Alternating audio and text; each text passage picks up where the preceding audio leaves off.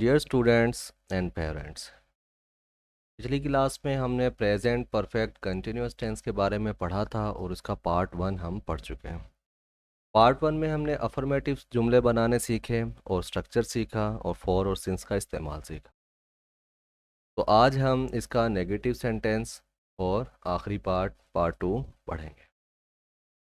तो सबसे पहले प्यारे बच्चों, स्ट्रक्चर में हमने देखना है कि नेगेटिव सेंटेंस जब हमने बनाना है तो सब्जेक्ट के बाद हैज़ या हैव के बाद हम नॉट का इजाफा करेंगे और ये नॉट का इजाफा बीन से पहले होगा।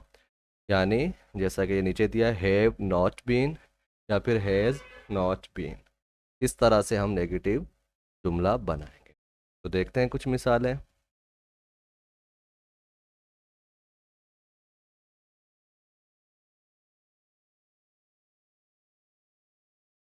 जी प्यारे बच्चों, तो पहला जुमला है हमारे पास, कराची में 2 घंटे से बारिश नहीं हो रही है।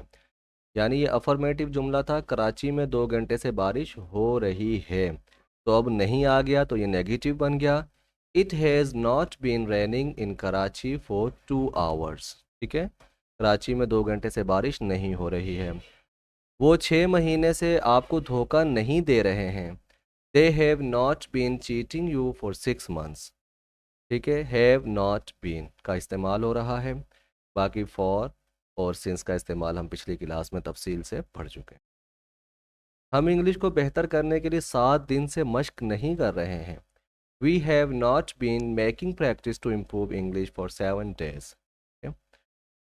आप बचपन से इंग्लिश नहीं सीख रहे हो। You have not been learning English since childhood. माली सुबह से पौधों को पानी नहीं दे रहा है। The gardener has not been watering the plants since morning. वो यहाँ 1997 से नहीं पढ़ा रहा है। He has not been teaching here since 1997। आखिरी मिसाल नेगेटिव सेंटेंस की, वो गुज़िश्ता रात से आपका इंतज़ार नहीं कर रही है। She has not been waiting for you since last night। ठीक है प्यारे बच्चों, तो ये नेगेटिव सेंटेंसेस हो गए। और अब इस सेंटेंस का आखिरी हिस्सा इंतहाई मुख्तसर, जिसमें हम इंटरोगेटिव सेंटेंस बनाना सीखेंगे। तो इसमें देखें, हैज़ या हैव जो है वो शुरू में आ जाएगा, उसके बाद सब्जेक्ट, और यहाँ पर ये नॉट लिखा हुआ है, ये नहीं होगा। ठीक है, इसको हम यहाँ से रिमूव कर देते हैं।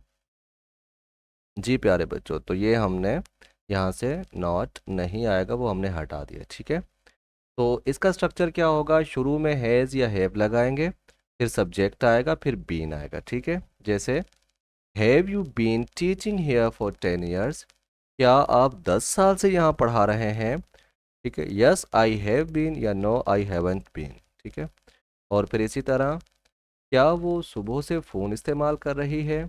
Has she been using mobile phone since morning. क्या वो सुबह से फ़ोन इस्तेमाल कर रही है। यस शी हैज़ बीन या फिर नो शी हैज़ंट बीन। तो प्यारे बच्चों, ये हमारा प्रेजेंट परफेक्ट कंटिन्यूस टेंस मुकम्मल हुआ। दोनों पार्ट इसके मुकम्मल हो गए। उम्मीद है आपको ये समझ आया होगा। वो प्रैक्टिस करें ताकि हम जल्द से जल्द इंग्लिश स्पीकिंग की तरफ बढ़ सकें। बहुत शुक्रिया।